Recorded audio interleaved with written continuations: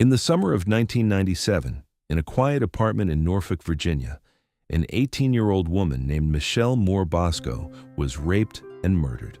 She had been stabbed multiple times. Her body was left on the floor of her own home, the kind of crime that should have been solved quickly, the kind that should have led straight to one man. Instead, it led to something far darker. 4 young Navy sailors were arrested, 4 men who had nothing to do with her death. Over the course of several months, through long interrogations and relentless pressure, each of them was made to confess. They were told they could go home if they just told the police what they wanted to hear. Some of them were even told that the others had already implicated them. One by one, they broke. One by one, they signed statements that would send them to prison for the rest of their lives. The truth was never the goal. What followed was years of courtrooms, years of men rotting in prison for a crime they did not commit, while the man who actually killed Michelle Moore Bosco walked free for far too long. DNA evidence existed from the very beginning. A confession from the real killer existed. And still, the system refused to let go of the lie it had built. This is not a story about one bad detective or one mistake. This is a story about what happens when the machine decides it would rather be right than correct. 4 innocent men paid for that decision with years of their lives. One of them came dangerously close to paying with his life. This is buried judgment. This is what the system tried to bury, and this is what we're digging up. Subscribe. The files are open. You need to know who Michelle Moore Bosco was before you know what was done to her. She was 18 years old. She had recently married Billy Bosco, a Navy sailor stationed in Norfolk, and they were the specific kind of young couple that is still figuring out what being married means, still learning each other's rhythms, still in the early stage where everything feels new and slightly unreal and full of the specific tentative hope of 2 people who have decided to build something together. They lived in a modest apartment complex on West Bay Avenue. Navy families on every floor, the kind of building where people leave their doors unlocked because everyone here is one of us, where an 18-year-old girl living away from home for the first time feels safe because the people around her are part of the same world she and Billy inhabit. She had started keeping a small calendar on the fridge where she marked off the days until Billy came home from deployment, a small, private ritual. The kind of thing a person does when the person they love is far away, and counting feels like the only control available. A calendar on the refrigerator. Days marked off one by one. A life organized around a return that was coming. Billy shipped out in late July. Michelle stayed behind, 18 years old, alone in an apartment in a city she had not lived in long, marking off days. On July 7, 1997, Billy's ship returned to port early. He came home expecting to find his wife. He found her body instead. On the floor of their apartment, she had been raped. She had been stabbed multiple times. She had been left there in the home where she was supposed to be safe. The calendar was still on the refrigerator, the days still marked off. The last one crossed out the morning she died. Michelle Moore Bosco was 18 years old. She deserved the truth. What she got instead was 4 innocent men convicted in her name while the man who killed her kept living his life. The investigation moved fast. That is the first warning sign. Investigations that move fast in violent crimes are almost always investigations that arrived at their conclusion before the evidence did. Speed means someone decided early. And once someone decides early, the investigation stops being a search for the truth and becomes a process of building toward a conclusion that already exists. The Norfolk Police Department focused on the apartment complex, on the neighbors, on the tight closed world of Navy housing where everyone knows everyone, and the pressure to produce an answer was immediate and personal and crushing. They focused on a young Navy sailor named Daniel Williams. He lived in the same complex. He knew Michelle and Billy. He was 25 years old, no criminal history, no forensic connection to the crime, no motive beyond the circular logic of proximity. He lived nearby. He knew her. He fit the space where the suspect needed to go. They brought him in for questioning. What happened in that room over the hours that followed is the reason this case exists. Is the reason 4 innocent men lost years of their lives. Is the reason Michelle Moore Bosco's actual killer walked free while the machine built a lie around 4 men who had nothing to do with her death. The technique the Norfolk Police Department used has a name. It is called the Reed Technique. And understanding what it is and what it does is the only way to understand how 4 innocent men ended up confessing to a murder they did not commit. The Reed Technique does not treat interrogation as a search for truth. It treats interrogation as a process of persuasion. It assumes guilt before the session begins. It presents that assumed guilt to the subject as established fact. It uses psychological pressure, the repeated implication that the evidence already proves what happened, the suggestion that confession is the only rational response to an inevitable conclusion, the specific grinding architecture of a room designed not to find the truth, but to produce a specific predetermined answer, to move a person from denial to admission. It works on innocent people. That is the specific terrifying thing about it, that the legal scholars and psychologists who have studied false confessions for decades keep trying to make the system understand. It works on innocent people because innocent people believe in the process. They believe that if they explain themselves clearly enough, the truth will be recognized.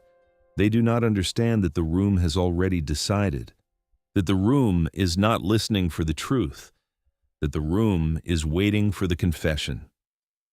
Daniel Williams held out for hours. He answered questions. He gave his account. He tried to help. He believed that helping would make the room end because he believed the room was looking for the truth. At some point, the part of him that still knew the truth got so tired it stopped arguing, and the only thing left was the animal calculation that saying yes was the only way the lights would ever turn off. He confessed to a murder he did not commit. The confession was wrong in ways that should have stopped everything immediately. The details Williams provided did not match the crime scene, not in small ways. In the specific significant ways that tell you the person describing a crime was not present at it. An actual perpetrator does not misremember which wall the body was near, does not get the layout of a room wrong, does not describe the sequence of events in ways that contradict the physical evidence. The confession did not match because Williams was not there, because he was describing something he had never seen in a room he had never entered. And then the DNA came back. The biological evidence collected from Michelle Moore Bosco's body and from her apartment did not match Daniel Williams, not partially, not as a possible contributor. It did not match him at all. The DNA was clear and unambiguous and pointed entirely away from the man who had just confessed to the crime. This should have ended it. It did not end it because the Norfolk Police Department had a confession. And a confession is a conclusion, is the answer the pressure has been demanding, is the thing that makes the questions stop. And when the DNA arrives and contradicts the confession, the system faces a choice. It can follow the evidence, or it can protect the conclusion. The Norfolk Police Department chose the conclusion. And the way it protected the conclusion was by deciding that the DNA not matching Williams did not mean Williams was innocent. It meant there was someone else, someone whose DNA was at the scene, someone who needed to be found. The evidence that should have freed an innocent man became the justification for finding more innocent men to join him. Joseph Dick was brought in next. He was 21 years old. He went through the same room, the same technique, the same grinding patient pressure, the same architecture of an interrogation designed to produce an admission rather than discover the truth. His DNA did not match the evidence either. His confession contradicted the crime scene in the same specific ways that Williams's confession had. He had not been there. The confession said he had been. The evidence said he had not. The system chose the confession. Derek Tice was 22. The same room, the same result. A confession that did not match the evidence. DNA absent from the crime scene. Another innocent man whose inability to survive an interrogation designed to break him was treated as proof of guilt rather than evidence of the technique's specific and documented capacity to manufacture admissions from people who have nothing to admit. Eric Wilson was 20, the fourth. The same process, the same room pressing smaller and smaller until the only way out was the word the room was waiting to hear. 4 confessions. 4 sets of DNA absent from the crime scene. 4 young men who had been in that room and found that the room would not end until they said the thing the room needed them to say. And the Norfolk Police Department built its case on their breaking. The trials were the specific quiet horror of a system processing a predetermined conclusion through the formal motions of justice. Daniel Williams was convicted. Life in prison. Joseph Dick cooperated fully with the prosecution's theory of the case. He provided detailed statements, he named the others, he implicated himself in graphic detail in a crime he had not committed because he had been told that full cooperation would be rewarded with a lesser sentence. He cooperated completely. He received the longest sentence of any of the 4, more time than the men who refused to cooperate. The specific inverted mathematics of a system that punishes the degree to which it can break you. Derek Tice refused to accept plea deals that would have reduced his sentence in exchange for admitting guilt. He maintained his innocence through every stage of a process that punishes maintained innocence with fewer options and longer sentences. He lost years of his life to that refusal. He lost them the specific, stubborn, costly way of a person who decided that some things matter more than comfort. Eric Wilson was convicted and sentenced and eventually released, having served his time. 4 convictions, 4 lives taken apart. And the man whose DNA was on every piece of evidence collected from Michelle Moore-Bosco's apartment was not in any of those courtrooms. His name was Omar Ballard. He was not a Navy sailor. He was not an official resident of the apartment complex. He was a man who knew Michelle peripherally, who had access to the building, who had a history of violent crimes against women in the Norfolk area that was known to law enforcement. He had committed another sexual assault nearby around the same time. He had left DNA at that scene too. His profile was in the database. When the DNA from Michelle Moore-Bosco's crime scene was run against the database, it matched Omar Ballard. Not as a partial contributor, not as one of several possible sources, a full, unambiguous match, one man's DNA, on every piece of biological evidence from the crime scene, the complete signature of the single person who had been in that apartment with Michelle Moore-Bosco on the night she died. One man, not 4, one. And then Omar Ballard was confronted with the evidence, and he confessed. Not a confession produced by hours of psychological pressure in a room designed to manufacture admissions. A confession in which he stated specifically and clearly that he had committed the crime alone, that he had acted alone, that the 4 Navy sailors convicted of committing this crime with him had not been there, had not been in that apartment, had nothing to do with Michelle Moore-Bosco's death. The DNA said one killer. The killer said he acted alone. 4 innocent men were still in prison, and the Commonwealth of Virginia spent years fighting to keep them there. It wasn't rage or cruelty that kept 4 innocent men in prison. It was the quiet daily work of people in offices, deciding that admitting they were wrong would cost them more than letting 4 men keep paying for it. Attorneys general across multiple administrations filed briefs arguing that 4 confessions produced through interrogation techniques, now widely documented as generators of false admissions, were more reliable than DNA evidence matching a single perpetrator who had confessed to acting alone. They argued this in court documents with specific legal language designed to make the indefensible sound procedural. They argued that the process had been followed, that the convictions had been obtained legally, that the subsequent evidence did not meet the threshold required to overturn legally obtained convictions, regardless of what that evidence showed about whether those convictions were true.